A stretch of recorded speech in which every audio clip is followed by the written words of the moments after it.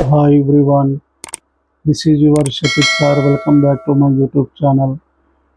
Today also I'm going to explain the another important topic for you. So ఈరోజు కూడా చాలా important టాపిక్ని మీ ముందు ఎక్స్ప్లెయిన్ చేయబోతున్నాను.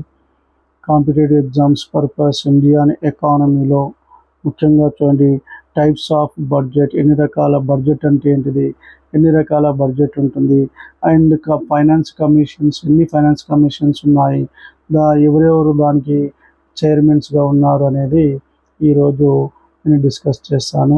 So before that, who are not subscribe my channel, please subscribe my channel. And నేను చెప్పేటువంటి classes మీకు నచ్చినట్లయితే సో మీరు కూడా ఒక 10 మందికి నా క్లాసెస్ని, నా వీడియోస్ని షేర్ చేయండి, లైక్ చేయండి. ఓకే, సో ఇవి కాంపిటేటివ్ ఎగ్జామ్స్ పర్పస్ చాలా ఇంపార్టెంట్ అయినటువంటివి కాబట్టి కొంచెం జాగ్రత్తగా వీడియో మొత్తం వినాలని కోరుతున్నాను. సో జస్ట్ 5 మినిట్స్ 10 మినిట్స్ వింటే ఇది మనకు అర్థం కాదు. ఒక టాపిక్ అనేది మొత్తం వింటే ఆ టాపిక్పై ఏ క్వశ్చన్స్ ఎంతవరకు డెప్త్ ఉందనేది మనకు తెలుస్తుంది. కాబట్టి every one until the complete the my video, so please continue the my class. Okay, listen here ma. First of all, budget అంటే ఏంటిది, what is called the budget. So మీకు అందరికీ తెలుసు బడ్జెట్ అంటే సార్ సెంట్రల్ గవర్నమెంట్ తయారు చేస్తుంది, state government కూడా తయారు చేస్తుంది సార్ బడ్జెట్ అంటే. సో బడ్జెట్ అంటే ఏంటిది అంటే సింపుల్ వర్డ్స్లో మనం చూసుకుంటే budget is the one annual statement of the income and expenditure for 1 year purpose. Annual statement అంటే సో ఒక సంవత్సరానికి కావలసినటువంటి ఆదాయం ఎంత వస్తుంది, ఎంత ఎక్స్పెండిచర్ అవుతుంది అని ఒక స్టేట్మెంట్ని మనం ఏమంటామంటే బడ్జెట్ అని మనం చెప్పవచ్చు. సింపుల్ లాజిక్ చూడండి, మదర్ ఉంది మన ఇంట్లో, మన మమ్మీ ఉంది లేదా మీ మమ్మీ ఉంది, ఏం చేస్తుంది, ఈ ఫాదర్ యొక్క ఇన్కమ్ ఎవరు మెయింటైన్ చేస్తారు, ఫైనాన్స్ మినిస్టర్ ఎవరు, మదర్ ఫైనాన్స్ మినిస్టర్గా ఉంటుంది. ఆమె ఏం చేస్తుంది, పర్ మంత్ 50,000 ఇన్కమ్ వస్తుందంటే 50,000 ఇన్కమ్ని 1 మంత్ కొరకు ఏ దానికి ఖర్చు చేసుకోవాలి, స్కూల్ ఫీజులు ఎంత, కాలేజ్ ఫీజెస్, మెడికల్ కొరకు అండ్ డ్రెస్సింగ్ కొరకు, బుక్స్ కొరకు ఎంత ఖర్చు చేయాలో పేపర్ పైన రాసి పెట్టుకుంటుంది. That is the one statement తయారు చేసుకుంది. 1 మంత్కు ఎంత ఎక్స్పెండిచర్ అవుతుంది, ఎంత ఇన్కమ్ వస్తుంది. ఒక ప్లాన్ ప్రకారం దాన్ని మనం మెయింటైన్ చేసుకుంటే that family will be successful. ప్రతి ఫ్యామిలీ సక్సెస్ కావడానికి అవకాశం ఉంటుంది. సో కొంతమంది ఏం చేస్తుంటారంటే వితౌట్ ది ప్రాపర్ బడ్జెట్, అంటే ఆదాయం తక్కువగా ఉంటుంది కానీ వాళ్ళు ఆదాయం కన్నా ఎక్స్పెండిచర్ ఎక్కువ చేస్తూ ఉంటారు, విచ్చలవిడిగా చేస్తూ ఉంటారు. ఆ ఫ్యామిలీ ఏమవుతుందంటే సో జీవితంలో ఫ్యామిలీ ముందుకు రాదు. ఫైనాన్షియల్ బర్డెన్స్, క్రైసిస్ అనేది పెరిగిపోతాయి. వన్స్ ఫైనాన్షియల్ బర్డెన్ పెరిగిపోయిందంటే ఆ బర్డెన్ నుంచి బయటికి రావడానికి కొన్ని సంవత్సరాలు పడుతుంది, అంటే కొన్ని చాలా కష్టపడవలసి ఉంటుంది. కాబట్టి ప్రతి ఒక్కరు ఏం చేయాలంటే బడ్జెట్ అనేది చాలా ఇంపార్టెంట్. ఇటు ఫ్యామిలీస్ కానీ గవర్నమెంట్ కూడా చూసి ఎక్స్పెండిచర్ చేయాలి, ఎంత ఇన్కమ్ వస్తుంది, ఎంత ఎక్స్పెండిచర్ చేయాలి. సో దాన్ని budget is the one annual statement of income and expenditure of the government. ప్రభుత్వానికి ఎంత ఆదాయం వస్తుంది, ఎంత ఖర్చు ఎక్స్పెండిచర్ ఉంటుందని చూపించేటువంటి ఒక స్టేట్మెంట్ని బడ్జెట్ అని మనం చెప్పవచ్చు సింపుల్ వర్డ్స్లో. So budget is the English word taken from bucket. English word నుంచి బడ్జెట్ అనేది bucket, BOUGET bucket, which is belongs to the French వర్డ్కి చెందినటువంటిది. So in French language bucket means the leather bag. So ఎంత మంచిగా ఉంచండి. So ఈ French లాంగ్వేజ్లో bucket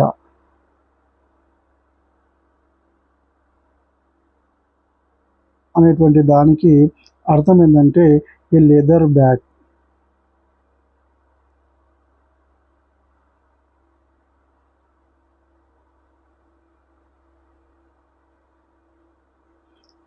ఈ ఫ్రెంచ్ లాంగ్వేజ్లో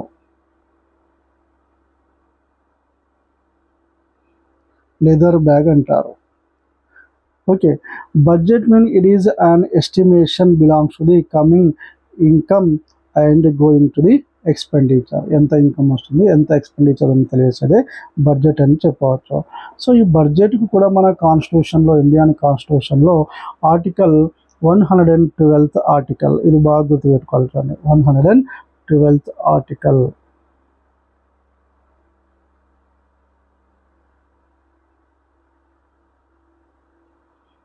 బడ్జెట్ గురించి డిఫైన్ చేస్తుంది. బడ్జెట్ గురించి బాగా ఎగ్జామ్లో గుర్తుపెట్టుకోవాలి. So which article defines about the budget అంటే 112th ఆర్టికల్ గురించి రాయాలి. According to this article budget means annual financial statement. ఇంతకుముందే చెప్పాను, ఒక సంవత్సరానికి ఇన్కమ్ ఎంత వస్తుంది, ఎక్స్పెండిచర్ ఎంత అవుతుంది, ఒక స్టేట్మెంట్ని బడ్జెట్ అని చెప్పవచ్చు.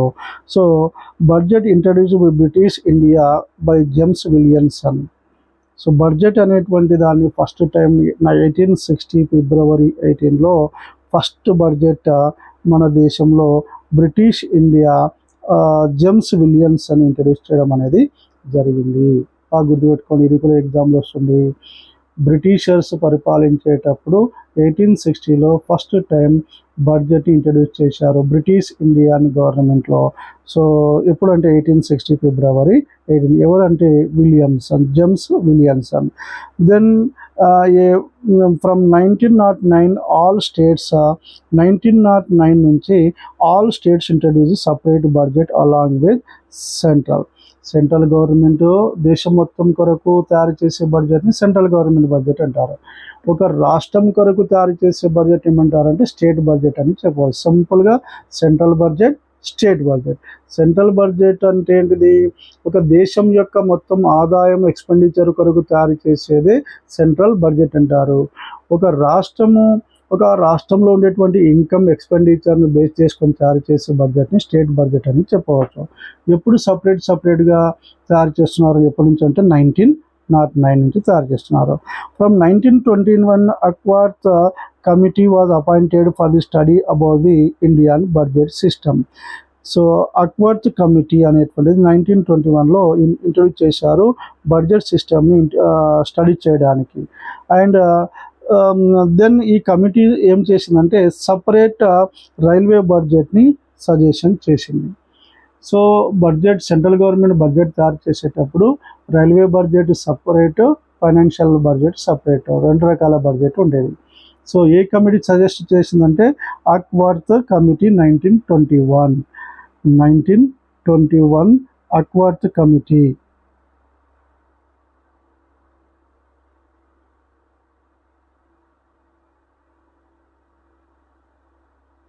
అక్వర్త్ కమిటీ సజెస్ట్ చేసింది ఏ దానికి రెండు సపరేట్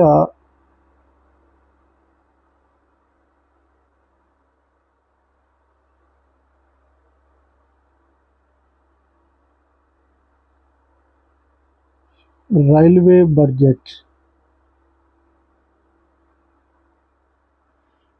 సో భారతదేశంలో ఉండేటువంటి రైల్వే వ్యవస్థ, సో ఆసియా ఖండంలోనే అతిపెద్దగా అయినటువంటి రైల్వే డిపార్ట్మెంట్. సో దానికి ఒక సపరేట్ రైల్వే బడ్జెట్ ఉండాలి అని 1921లో అక్వర్త్ కమిటీ అనేటువంటి సజెషన్ చేయడం అనేది జరిగింది. ఎగ్జామ్లో ఇది కూడా వస్తుంటుంది, సపరేట్ బడ్జెట్ ఉండాలి రైల్వేకి. So since 1924 we introduced the separate budget for railway డిపార్ట్మెంట్కి సపరేట్ బడ్జెట్ని తయారు చేయడం జరిగింది. ఎవరు? కేంద్ర ప్రభుత్వము. Okay, from 1947 November 27 first budget introduced independence India RK Shanmugam Chetty. So ఈ పేరు బాగా well known, Shanmugam Chetty, RK Shanmugam Shetty.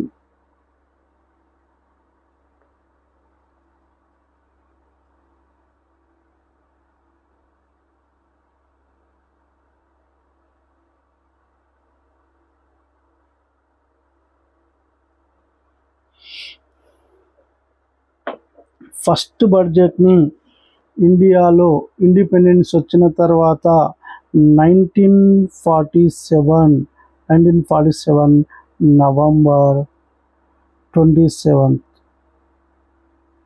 November 27th రోజు ఆర్కే షణ్ముగం శెట్టి అనేటువంటి ఫైనాన్స్ మినిస్టర్ ఫస్ట్ టర్మ్ ఈ బడ్జెట్ని ఇంట్రడ్యూస్ చేశారు మన భారతదేశంలో ఇండిపెండెన్స్ వచ్చిన తర్వాత. బాగా గుర్తుపెట్టుకోండి, ఫస్ట్ బడ్జెట్ని ఎవరు ఇంట్రడ్యూస్ చేశారు? షణ్ముగం శెట్టి అనేది బాగా గుర్తుపెట్టుకోవాలి. Then 1950 February 28 first budget introduced republican Indian by the John Mathai. So republican Indian అంటే మన దేశానికి రాజ్యాంగాన్ని మనము అమలు పరుచుకున్న తర్వాత ఫస్ట్ టైం బడ్జెట్ని ఎవరు ఇంట్రడ్యూస్ చేశారు? జాన్ మథియా అని మనం చెప్పవచ్చు. Generally on February 26 railway budget introduced in parliament at Lok Sabha. So ఇప్పుడు February 26 రోజు రైల్వే బడ్జెట్ని ఇంట్రడ్యూస్ చేస్తారు. పార్లమెంట్లో ఫస్ట్ లోక్సభలో ఇంట్రడ్యూస్ చేస్తారు. బై ఎవరంటే railway minister. February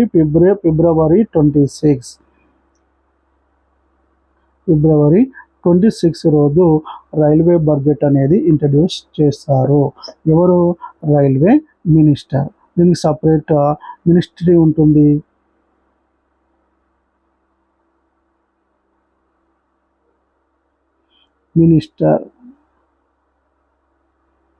railway minister February 26 రోజు సపరేట్గా విత్ ప్రెసిడెంట్ పర్మిషన్. సో ఈ రైల్వే బడ్జెట్ని ఇంట్రడ్యూస్ చేయాలంటే ఎవరు పర్మిషన్ కావాలి? ప్రెసిడెంట్ పర్మిషన్ తీసుకొని ఇంట్రడ్యూస్ చేయడం జరుగుతుంది. On February 27th economic survey introduced by finance minister. February 26 రోజు ఏమో రైల్వే బడ్జెట్ ఇంట్రడ్యూస్ చేస్తారు. February 27th రోజు ఏమో ఫైనాన్స్ మినిస్టర్ ఎవరైతే ఉంటారో రైల్వే బడ్జెట్ని ఏమో రైల్వే మినిస్టర్ ఇంట్రడ్యూస్ చేశారు. మొత్తం ఫైనాన్స్ మినిస్టర్ ఈ ఎకనామిక్ సర్వేని ఇంట్రడ్యూస్ చేసి దాన్ని ఫైనాన్స్ బడ్జెట్గా చెప్పడం జరుగుతుంది. లోక్సభలోనే దాన్ని ఇంట్రడ్యూస్ చేయాలి, రాజ్యసభలో కాదు. బాగా గుర్తుపెట్టుకోండి, ఎగ్జామ్లో ఏమొస్తుందంటే so railway budget introduced in Lok Sabha or Rajya Sabha అంటే ఖచ్చితంగా లోక్సభలోనే ఇంట్రడ్యూస్ చేయాలి first. So then economic survey budget also introduced in first time పార్లమెంట్లో. దేంట్లో ఇంట్రడ్యూస్ చేయాలి? రాజ్యసభన లోక్సభ అంటే లోక్సభలో గుర్తుపెట్టుకోవాలి. లోక్సభలోనే ఇంట్రడ్యూస్ చేయాలి. ఆ బడ్జెట్ లోక్సభ నుంచి మళ్ళీ రాజ్యసభకు వెళ్తుంది ఆ బిల్ అనేటువంటిది. So with the president permission. which statistics belong to the previous financial year, those are called the economic survey. అంటే గత సంవత్సరంలో ఎంత ఆదాయం వచ్చింది, ఎంత ఎక్స్పెండిచర్ చేశాము, ఇప్పుడు ఎంత చేయబోతున్నాము అనే ఒక రిపోర్ట్ని ఏమంటారంటే బడ్జెట్ అని మనం ఎకనామిక్ సర్వే అని మనం చెప్పవచ్చు. On February 28 general budget introduced by finance minister. February 28 రోజు ఎకనామిక్ సర్వేని ఏమో February 27 బాగా ఈ 3 days గుర్తుపెట్టుకోవాలి. February 26 దేనికి సంబంధించింది అంటే railway budget. 27th economic survey అంటే ప్రీవియస్ ఇయర్ ఎంత ఇన్కమ్ వచ్చింది దాని డేటా మొత్తం సబ్మిట్ చేస్తారు. దెన్ February 28 రోజు so general budget introduced by the finance minister. So ఈ డేట్ బాగా గుర్తుపెట్టుకోవాలి, February 28 రోజున. సో ఎక్కడ? At Lok Sabha with the president permission. Above 2 budgets came in to force April 1 నుంచి ఇవి అమల్లోకి వస్తాయి. ఆ budget April 1 is called financial year starting. April 1 అనేది ఫైనాన్షియల్ ఇయర్ కాబట్టి అప్పటి నుంచి అది స్టార్ట్ అవుతుంది. April 1 to March 31 is called financial year. ఇప్పటి నుంచి April 1 నుంచి March 31 దీన్ని ఫైనాన్షియల్ ఇయర్ అని మనం చెప్పవచ్చు. 2016 central government was appointed the Vivek Debroy committee for study about the Indian budget system. So Indian budget system గురించి స్టడీ చేయడానికి కమిటీ ఏర్పాటు చేశారు. వివేక్ దిబోరాయ్ అనేటువంటి కమిటీ 2016లో ఒక కమిటీని ఏర్పాటు చేయడం జరిగింది బడ్జెట్ గురించి స్టడీ చేయడం. సో రకరకాల ఆదాయం కన్నా ఎక్స్పెండిచర్ ఎక్కువ చూపిస్తున్నారు. ఆదాయం రకరకాల కొన్ని లక్షల కోట్ల రూపాయలు పెట్టి ఆదాయం రాష్ట్ర ప్రభుత్వాలు, కేంద్ర ప్రభుత్వాలు తయారు చేస్తున్నాయి. దానికి ఒక లిమిట్ అనేది ఉండాలి, బడ్జెట్ తయారు చేసే ఒక రూల్స్ పాటించాలని ఒక కమిటీని ఏర్పాటు చేయడం అనేది జరిగింది, Vivek Debroy committee. This committee was suggested 3 recommendations. Those are budget introduced. ఈ కమిటీ 3 సజెషన్ ఇంట్రడ్యూస్ చేసింది. February 1 replace of February 28. So February 28 కాకుండా ఫస్ట్కి బడ్జెట్ని ఇంట్రడ్యూస్ చేయాలంటున్నారు. There is no need separate railway budget and for railway department. So ఈ committee ఏం చెప్తుందంటే బాగా గుర్తుపెట్టుకోండి, రైల్వే బడ్జెట్ సపరేట్గా ఉండే అవసరము లేదు అని చెప్తుంది ఇక్కడ. And delete plan expenditure and non plan expenditure, దీన్ని కూడా తొలగించాలి. సో బడ్జెట్ తయారు చేసేటప్పుడు plan expenditure, non plan expenditure. So plan expenditure, non plan expenditure.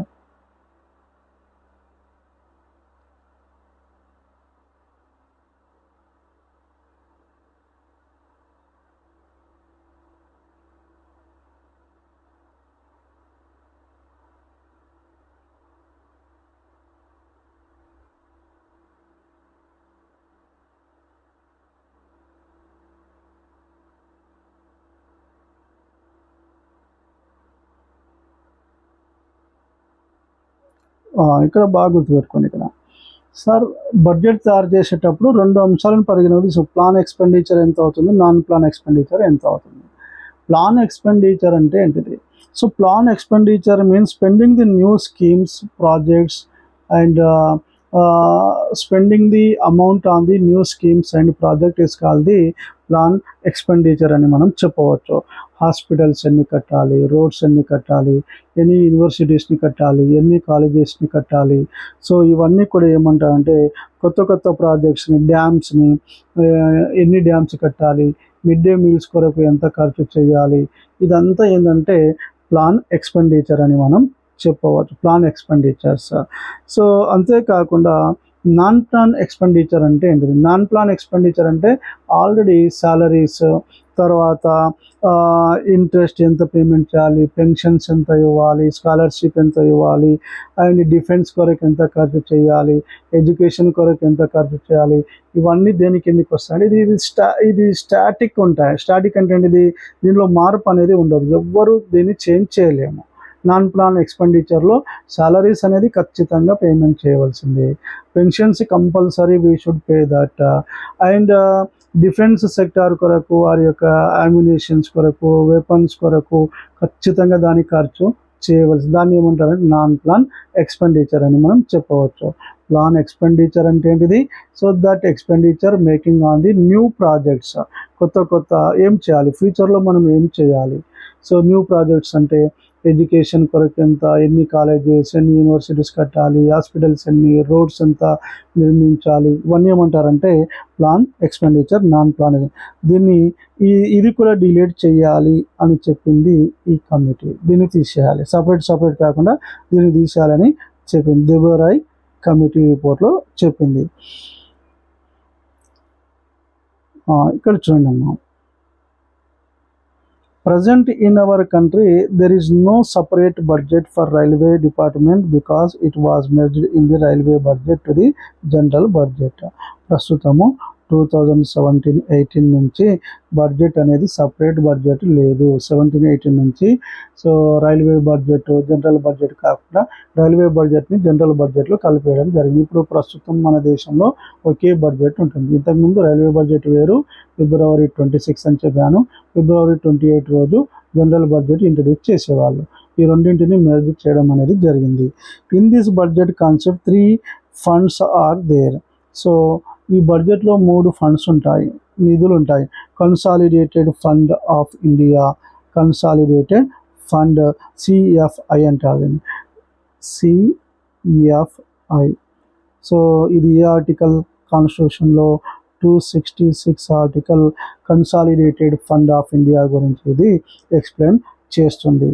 So చూడండి, నిజంగా కన్సాలిడేటెడ్ ఫండ్ ఆఫ్ ఇండియా అంటే ఏంటిదంటే every government they keep some money, some funds in the Reserve Bank of India for the given the salaries, pensions and ఈ ఏవైతే salaries కానీ employees యొక్క salaries కానీ pensions కొరకు ఎక్స్పెండిచర్ ఎంత అవుతుంది ఆ ఫండ్ మొత్తం కూడా క్యాలిక్యులేషన్ చేసి ఆర్బీఐ దగ్గర గవర్నమెంట్ ప్రతి నెల లేకుంటే ఇంత అమౌంట్ అనేది సేవ్ చేసి పెడుతుంది. సో ఆ అమౌంట్ని ఆర్బీఐ గవర్నర్ పర్మిషన్ ద్వారా మళ్ళీ మన యొక్క జీతాల కొరకు, సాలరీస్ కొరకు, పెన్షన్స్ కొరకు, రకరకాల ఎక్స్పెండిచర్స్ కొరకు దాన్ని మనం ఉపయోగించుకోవచ్చు. దాన్ని కన్సాలిడేటెడ్ ఫండ్ ఆఫ్ ఇండియా అని మనం చెప్పవచ్చు.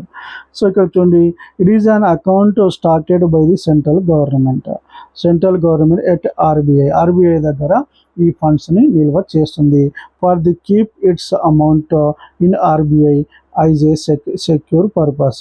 From this account, central government paying their employees' salaries, all expenditures. ఈ ఫండ్లో నుంచే మళ్ళీ కేంద్ర ప్రభుత్వము సాలరీస్ ఎక్స్పెండిచర్ చేయడానికి ఉపయోగించుకుంటుంది. దాన్ని కన్సాలిడేటెడ్ ఫండ్ ఆఫ్ ఇండియా.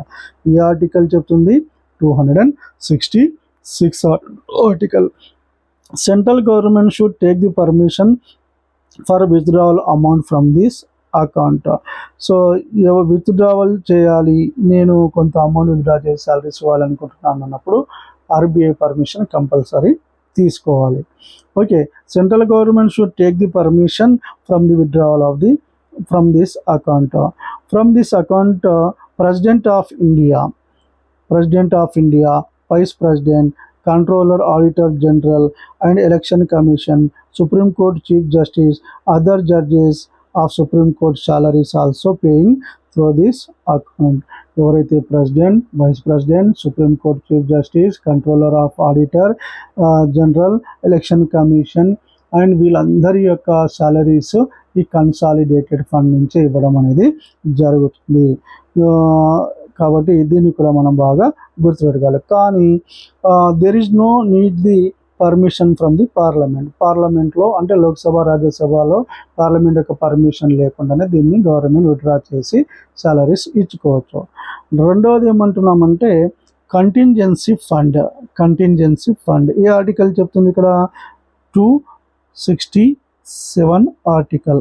266 ఏమో కన్సాలిడేటెడ్ ఫండ్ గురించి చెప్తుంది. కంటింజెన్సీ ఫండ్ అనేటువంటిది ఈ ఆర్టికల్ ఇండియన్ కాన్స్టిట్యూషన్లో చెప్తుందంటే 267 అని మనం చెప్పవచ్చు. So at the time of emergency, so for example central government ఏం చేస్తుందంటే central government keeping the some funds in the reserve bank of India. ఒక అకౌంట్ ఓపెన్ చేసి, రిజర్వ్ బ్యాంక్ ఆఫ్ ఇండియా అంటే మీకు తెలుసు అత్యున్నతమైనటువంటి బ్యాంకు. ఇట్ ఈస్ బ్యాంకర్స్ బ్యాంకులకే bank. It is the government కూడా బ్యాంకర్గా పనిచేస్తుంది కాబట్టి రిజర్వ్ బ్యాంక్ ఆఫ్ ఇండియా దగ్గర కొంత ఫండ్ని పెడుతుంది. దాన్ని ఏమంటారంటే contingent fund of India. Sir ఇది ఎప్పుడు ఏ ఆర్టికల్ ద్వారా ఇది ఉపయోగిస్తున్నారని 267 ఆర్టికల్ కాన్స్టిట్యూషన్లో. సో ఇది ఏం చెప్తుందంటే కేంద్ర ప్రభుత్వము కొంత నిధులను ఆర్బీఐలో అకౌంట్లో పెట్టుకోవచ్చు, నిల్వ చేసుకోవచ్చు. సార్ మరి ఎప్పుడు ఉపయోగించుకోవాలి అంటే at the time of emergency situation, war సంభవించింది, సో యుద్ధాలు సంభవించినప్పుడు, న్యాచురల్ కెలామిటీస్ ప్రకృతి వైపరీత్యాలు వచ్చినప్పుడు, హెవీ తుఫాన్స్ ఇట్లాంటివి వచ్చినప్పుడు కూడా గవర్నమెంట్ ఏం చేస్తుందంటే దాంట్లో నుంచి నిధులను కొన్ని తీసుకొని మళ్ళీ ఎమర్జెన్సీ సిచ్యువేషన్లో ఉపయోగించుకోవడం జరుగుతుంది. సో ఇక్కడ చూడండి, it is account started by central government at RBI through 1/4 amount based on the president name. ఎవరి పేరు పైన ఈ కంటింజెన్సీ ఫండ్ అంటే ప్రెసిడెంట్ పేరు పైన, బాగా గుర్తుపెట్టుకోండి. In the name of president name పైన ఈ ఫండ్ని క్రియేట్ చేయడం జరుగుతుంది. And generally this account is used at all the time of emergency. At the time of emergency period, wars, disasters అంటే ప్రకృతి వైపరీత్యాలు వచ్చినప్పుడు ఈ ఫండ్స్ని ఉపయోగించుకొని సేఫ్ కావడానికి అవకాశం ఉంటుంది. We should take the permission from the president. Contingent ఫండ్ని మనం ఉపయోగించుకునేటప్పుడు ఎవరు పర్మిషన్ తీసుకోవాలి? ప్రెసిడెంట్. ఎందుకంటే ప్రెసిడెంట్ నేమ్ పైనే ఈ ఫండ్ ఉంటుంది కాబట్టి we should take the permission from the president when ever we ready to withdraw the same amount. రెండు అయిపోయినాయి. నెక్స్ట్ పబ్లిక్ అకౌంట్ అంటే ఏంటిది? What is called the public account? It is an account started by central government at RBI for keep voluntary savings and compulsory savings like LIC and PF. Public అకౌంట్లో so మనం స్వచ్ఛందంగా ఏం చేస్తుంటాము, LIC, ఈ PF, ఇవన్నీ వీటిపై కూడా government ఏం చేస్తుందంటే కొంత ఫండ్ని కట్టడం అనేది జరుగుతుంది. ప్రావిడెంట్ ఫండ్, పిఎఫ్ అంటే అనేది ఎంప్లాయీస్ ప్రావిడెంట్ ఫండ్ అంటారు. సో ఒక వ్యక్తి ఒక పరిశ్రమలో పనిచేసే కార్మికుడు ఉన్నాడు, అతనికి ఏదైనా ప్రమాదం సంభవించినా లేకుంటే ఏదైనా సమస్య వచ్చినప్పుడు అతనికి ఏం చేసిన ఎల్ఐసి గవర్నమెంట్ పేమెంట్ చేస్తుంది. ఆ కొంత అమౌంట్ని ఆర్బీఐ దగ్గర పేమెంట్ చేసి పెడుతుంది. In case of any incident, any problem, again that amount givens to the that person. Okay, there is no need to take the permission withdrawal amount from the account. పర్మిషన్ తీసుకునే అవసరము లేదు. Next what is call the deficit అంటే ఏంటిది? బడ్జెట్లో మనం ఇక్కడ చూస్తున్నాం కదా, డెఫిసిట్ బడ్జెట్ అంటే ఏంటిది? ఈ బడ్జెట్ గురించి ఇవేమో 3 రకాలైనటువంటివి: contingent fund, public account and consolidated fund గురించి చూసాం. ఇక్కడ చూడండి, డెఫిసిట్ అంటే లోటు. బడ్జెట్ మీన్స్ డెఫిసిట్ అంటే ఏంటిది? లోటు అంటే ఏంటిది? డెఫిసిట్ అంటారు. Income is less than compare the expenditure is called the deficit. So income అనేటువంటిది తక్కువగా ఉండి ఎక్స్పెండిచర్ అనేటువంటిది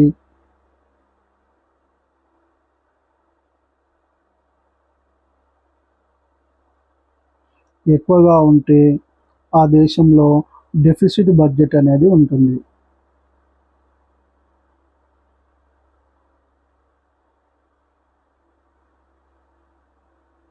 డెఫిసిట్ బడ్జెట్ అంటారు. ఇన్కమ్ తక్కువగా ఉండి ఎక్స్పెండిచర్ ఎక్కువగా ఉంటాయి.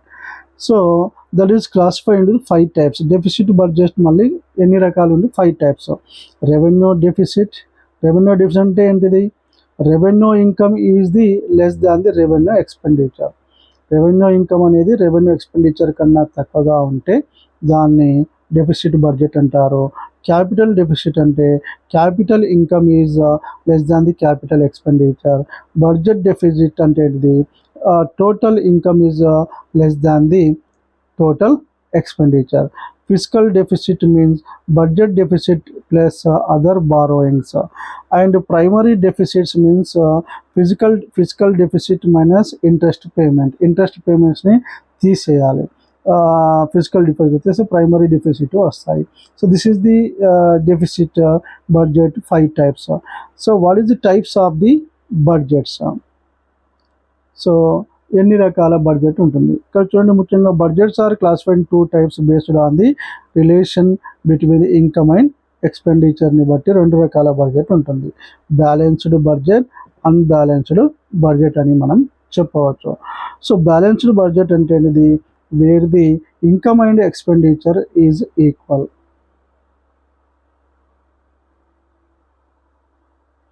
Income is equal to expenditure.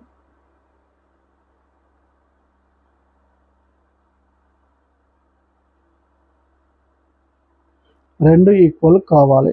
ఆదాయానికి ఎక్స్పెండిచర్కి ఈక్వల్ అయితే దాన్ని బ్యాలెన్స్డ్ బడ్జెట్ అంటారు. ఇక్కడ ఉంటుంది, income is equal to expenditure. It is the model budget అని కూడా మనం చెప్పవచ్చు. బ్యాలెన్స్ బడ్జెట్ అంటే మనకు వచ్చే ఆదాయానికి ఎక్స్పెండిచర్కి ఈక్వల్ అయితే దాన్ని ఏమంటారంటే బ్యాలెన్స్డ్ బడ్జెట్ అంటారు.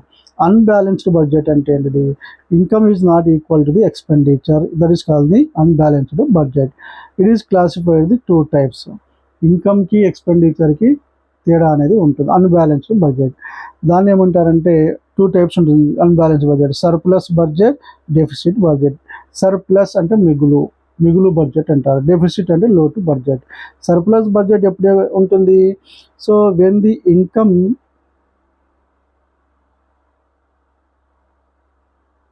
Is more than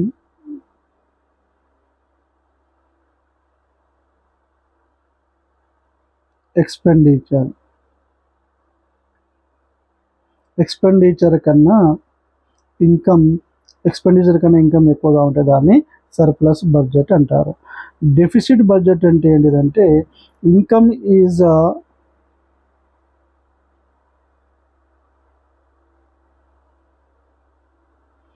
less than expenditure.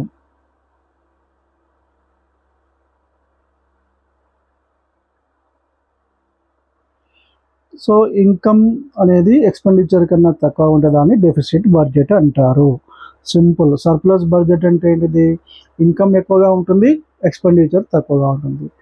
Deficit budget అంటే ఏంటిది? ఇన్కమ్ తక్కువగా ఉంటుంది, ఎక్స్పెండిచర్ ఎక్కువగా ఉంటుంది. That is called as a deficit budget. So next open budget. What is called the open budget? In general budget, government should maintain this some secret when it is preparing the budget. But it in open budget there is no secret any they inform which are entered in the new budget before introducing the budget parliament. So అంటే దీనికి ఎలాంటి information ఉండదు. Open budget అనేది secrecy అనేది ఉండదు, ప్రతి ఒక్కరికి తెలుస్తుంది ఎంత ఇన్కమ్ వస్తుంది, ఎంత ఎక్స్పెండిచర్ వస్తుంది అనేది అందరికీ ఓపెన్ టు ఆల్ తెలిసిపోతుంది. అండ్ అవుట్కమ్ బడ్జెట్ అంటే what is called the outcome budget? It is also called the result budget అని కూడా చెప్పవచ్చు. అవుట్కమ్ బడ్జెట్ని రిజల్ట్ బడ్జెట్ అంటారు. In this budget we inform which are progress last budget. So outcome budget అంటే last year బడ్జెట్కి ఈ బడ్జెట్కి ఎంత తేడా ఉంది, how much difference is there, how much progress is there అని తెలియజేసేది అవుట్కమ్ బడ్జెట్ అని మనం చెప్పవచ్చు. ఇన్ టర్మ్ బడ్జెట్ ఇది చాలాసార్లు మనకు ఎగ్జామ్లో రావడం జరిగింది. ఇన్ టర్మ్ బడ్జెట్ అంటే so generally budget making for the every 2 months 12 months purpose 12 months కొరకు ఇంట్రడ్యూస్ చేస్తారు ఇది బడ్జెట్ అనేటువంటిది. For example at the time of any general elections వచ్చాయి లేదా at the time of death of prime minister, death of president of India, at the time of any emergency situation అప్పుడు ఏం చేస్తారంటే 6 months కొరకు interim budgets అనేటివి తయారు చేయడం అనేది జరుగుతుంది. దాన్ని ఇంటర్మ్ బడ్జెట్ అంటారు. But in election period we will prepare the budget for 4 months duration, 6 months duration only. That is why it is called the interim budget or vote on account budget. దీన్ని vote on account budget అని కూడా మనం చెప్పవచ్చు.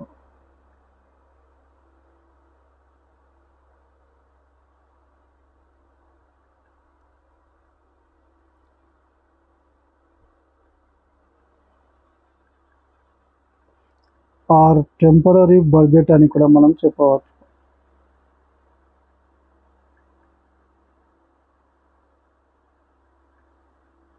Temporary budget. Okay. at the time of election period or any emergency situation introduce చేసి 4 months or 6 months కొరకు introduce చేసేటువంటి బడ్జెట్ని vote on account budget అంటారు. లైన్ ఐటమ్ బడ్జెట్ అంటే ఏంటిది? What is called the line item budget? So in this budget all dept keep in a line whenever allotted funds for those debts.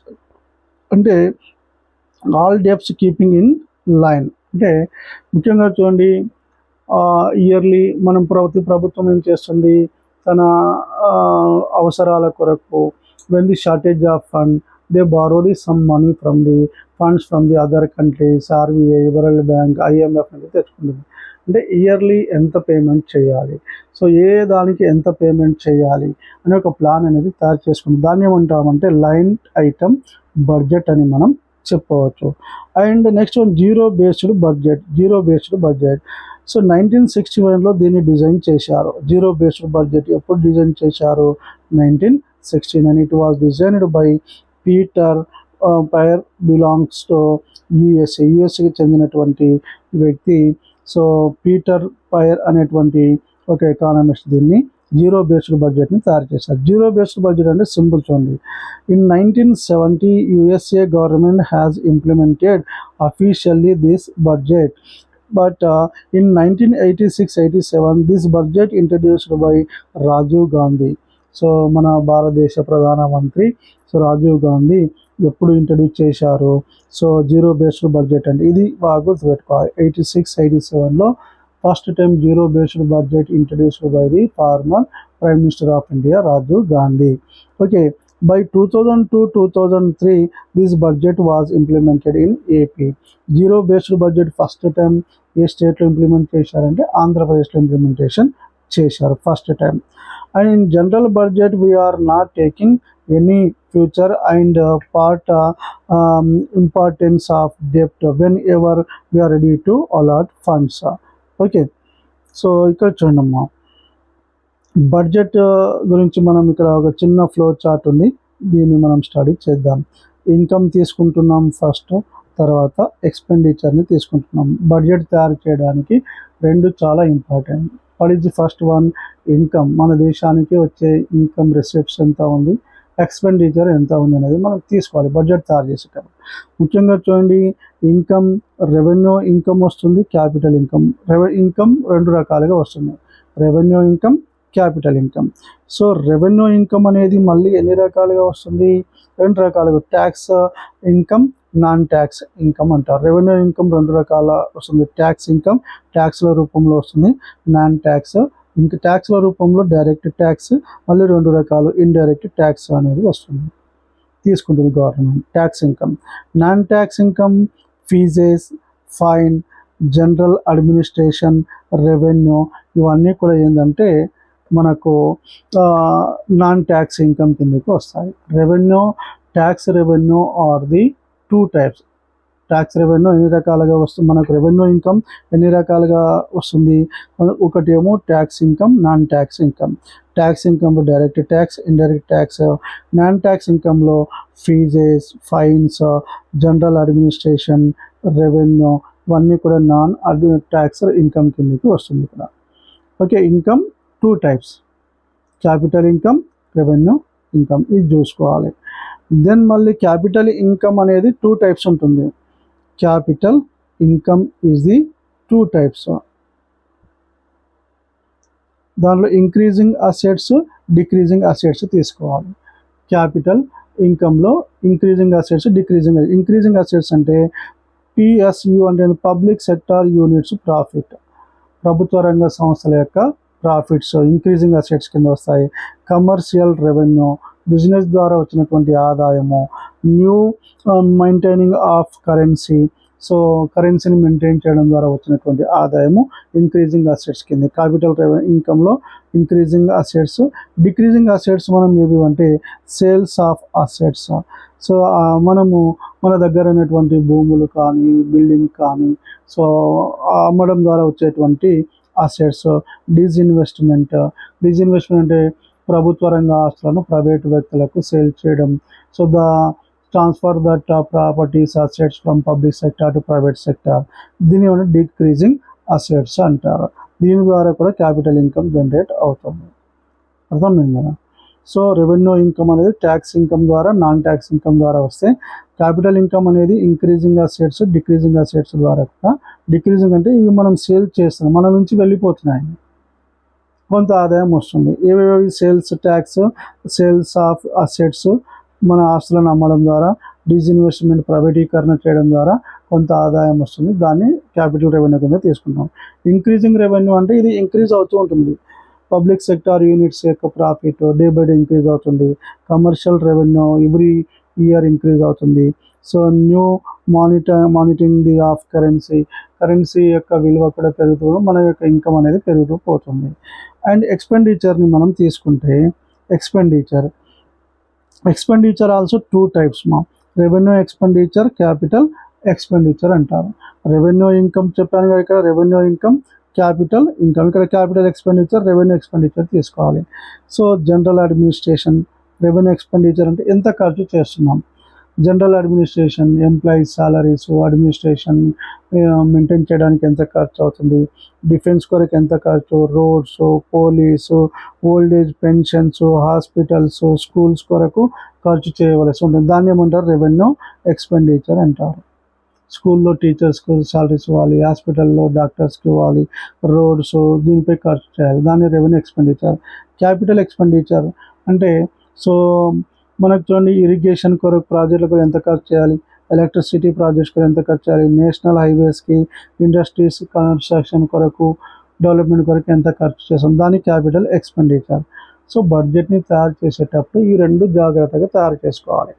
ఏంటంటే అవి income, expenditure. Income ఒక side చూపిస్తున్నాను నేను, expenditure ఒక side చూపిస్తున్నాను. So ఇది budget కాన్సెప్ట్లో మనం చూసుకోవచ్చు. బాగా చూడండి. నెక్స్ట్ ఫైనాన్స్ కమిషన్ అంటే ఏంటిది? What is called the finance commission? So you know that finance commission appointed by the president of India. ఎవరు అపాయింట్ చేస్తారు ఫైనాన్స్ కమిషన్ని? President of India. So on the article 280 for every 5 years. Article 280 ప్రకారము కాన్స్టిట్యూషన్లో ఈ finance commission అనేది ఏర్పడడం అనేది జరుగుతుంది. సో దీని కాల పరిమితి ఎంత? 5 years. 5 సంవత్సరాల కొరకు ఫైనాన్స్ కమిషన్ అనేది ఏర్పడుతుంది. So the purpose of finance commission to distribute the tax amount among the state and central. To distribute the tax amount among the state and central. Finance commission యొక్క ముఖ్య పని ఏంటంటే ప్రభుత్వానికి వచ్చినటువంటి ఆదాయాన్ని ఇన్కమ్ని రాష్ట్రాలకు ఎంత డిస్ట్రిబ్యూట్ చేయాలి, కేంద్ర ప్రభుత్వం ఎంత తీసుకోవాలి అని డిస్ట్రిబ్యూట్ చేసేదే ఫైనాన్స్ కమిషన్ అని మనం చెప్పవచ్చు. సో దాని యొక్క purpose distribute the tax amount. Income దేని ద్వారా వస్తుంది? ట్యాక్సెస్ ద్వారా వస్తుంది. ఆ వచ్చినటువంటి ట్యాక్స్ అమౌంట్ని సెంట్రల్కి ఎంత ఇవ్వాలి, స్టేట్కి ఎంత ఇవ్వాలి అని తెలియజేసేది ఫైనాన్స్ కమిషన్ అని మనం చెప్పవచ్చు. Finance commission is one of the constitutional based organisation. Finance commission అనేటువంటిది is constitutional based organisation. First time చూడండి 1951 November 22 first EC was appointed by Babu Rajendra Prasad. Babu finance commission chairman first ఎవరు అంటే బాబు రాజేంద్ర ప్రసాద్. ఎవరు మీకు తెలుసు కదా, రాజేంద్ర ప్రసాద్ మొట్టమొదటి రాష్ట్రపతి. Finance commission was appointed by Babu Rajendra Prasad. Finance commission ఎవరు అపాయింట్ చేశారంటే బాబు రాజేంద్ర ప్రసాద్. ఎప్పుడు? 1951లో చేశారు. చైర్మన్ ఎవరు? ఫస్ట్ ఫైనాన్స్ కమిషన్ చైర్మన్ ఎవరంటే కేసీ నియోగి. బాగా గుర్తుపెట్టుకోండి. ఫస్ట్ ఫైనాన్స్ కమిషన్ చైర్మన్ ఎవరంటే కేసీ నియోగి. ఎవరు అపాయింట్ చేశారు? బాబు రాజేంద్ర ప్రసాద్, మొదటి రాష్ట్రపతి. ఓకే. ఎప్పుడు finance commission first finance commission ఏర్పడింది? 1951. ఎవరు చైర్మన్ ఉన్నారు? కేసీ నియోగి. ఎవరు అపాయింట్ చేశారు? బాబు రాజేంద్ర ప్రసాద్. ఈ క్వశ్చన్స్ బాగా మైండ్లో పెట్టుకోవాలి. Till this year 15th finance commissions were appointed. ఇప్పటి వరకు 15 ఫైనాన్స్ కమిషన్స్ కంప్లీట్ అయ్యాయి. ఇప్పుడు నడుస్తున్నటువంటిది 16th finance commission.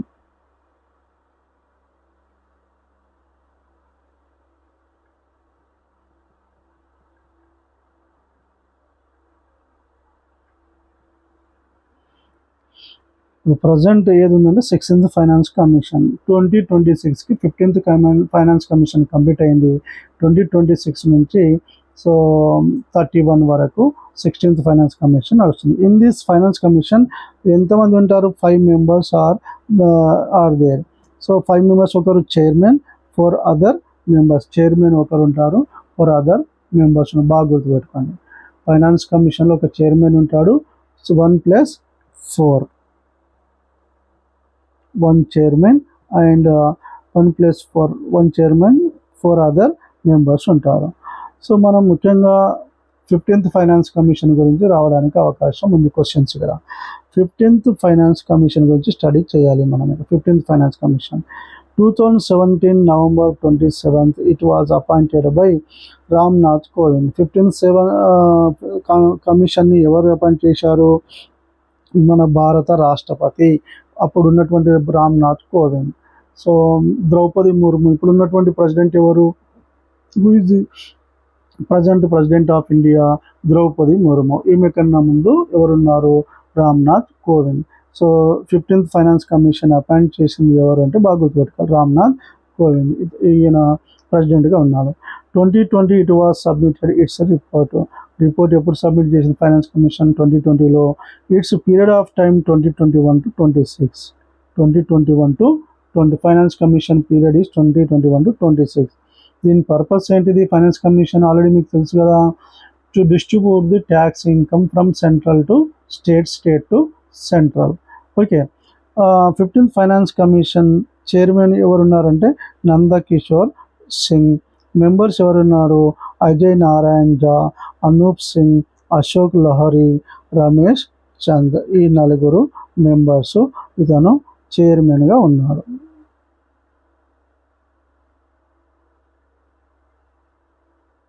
Fifteenth finance కమిషన్కి సంబంధించినటువంటిది.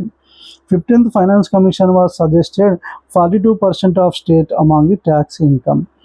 సో వచ్చినటువంటి ఇన్కంలో 42% of the for state among the tax income. మొత్తం ట్యాక్స్ ఇన్కంలో 42% స్టేట్స్కి ఇవ్వాలి. ట్యాక్స్ అమౌంట్లో 42% స్టేట్స్కి ఇవ్వాలని ఈ కమిషన్ చెప్తుంది. Among this 42%, 41% is belongs to states. 41% belongs to state and 1% is allotted for development of Jammu and Kashmir. 41% ఏమో స్టేట్స్కి ఇవ్వాలి, 1% జమ్మూ అండ్ కాశ్మీర్ స్వయం ప్రతిపత్తి కలిగి ఉన్నాయి కాబట్టి ఇప్పుడు 370 ఆర్టికల్ తీసేశారు. జమ్మూకు స్పెషల్ స్టేటస్ లేదు కాబట్టి అది కూడా ఒక స్టేట్గా దాన్ని పరిగణిస్తున్నారు. ఓకే, ప్రస్తుతం చూడండి 16th finance commission of India ఎవరు దీనికి ప్రెసిడెంట్ ఉన్నారంటే డాక్టర్ అరవింద్ పనగారియా. ఇప్పుడు ఉన్నటువంటి 16th ఫైనాన్స్ కమిషన్కి చైర్మన్ ఎవరు? డాక్టర్ అరవింద్ పనగారియా. ఇతనే నీతి ఆయోగ్ వైస్ చైర్మన్గా కూడా ఉన్నాడు. సో ఇప్పుడు ప్లాన్ కమిషన్ రద్దు చేసి నీతి ఆయోగ్ని తీసుకొచ్చాం కదా, ఆ నీతి ఆయోగ్కి వైస్ చైర్మన్ కూడా ఎవరంటే అరవింద్ పనగారియా. దీని యొక్క టైం ఎప్పటి నుంచి అంటే 2026 to 36 మనం చెప్పాలి 16th finance commission. Okay, so I think everyone better understand this class. So if it is useful to you, please subscribe my channel. Okay, thank you.